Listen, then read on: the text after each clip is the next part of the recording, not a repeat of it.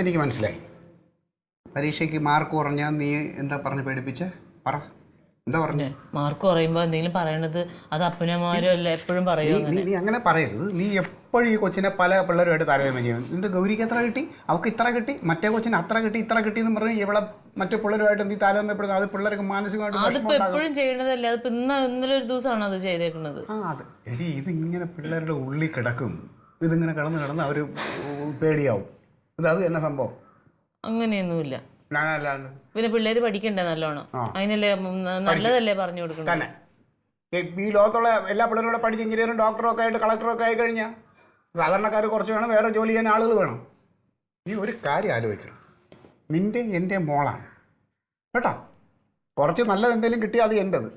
പിന്നെ എന്തെങ്കിലും അവൾക്ക് പോരായ്കളുണ്ടെങ്കിൽ അത് നിൻ്റെതായിരിക്കും. അങ്ങനെ ആയിരുന്നല്ലോ നിൻ്റെ പഠിപ്പ് പള്ളിക്കൂടത്തിൽ പഠിക്കുമ്പോൾ തന്നെ.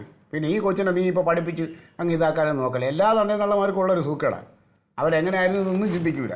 മക്കളെ അങ്ങ് പഠിപ്പീരും 24 മണിക്കൂർ 10 എടുത്ത് വെച്ച് പഠിക്കാൻ പറഞ്ഞ് കൊച്ചുകൾ മാനസികമായിട്ട് ഇതായി പോകും. അതിന് കളിക്കാനും കൂടെ വിടണം.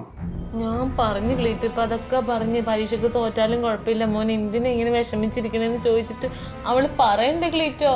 ഈ മോഡൽ പരീക്ഷയുടെ പേപ്പറെല്ലാം കിട്ടിയായിരുന്നോ?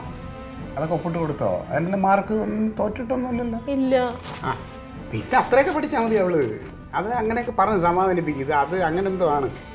ഒന്നുമല്ല, വേറെ എന്തോ കുഴപ്പമുണ്ട് എൻ്റെ കുഞ്ഞിന്. ഇന്നിപ്പോൾ സ്കൂളിൽ പോകാൻ മടി പിടിച്ച് കിടക്കുക കാണുന്നത്.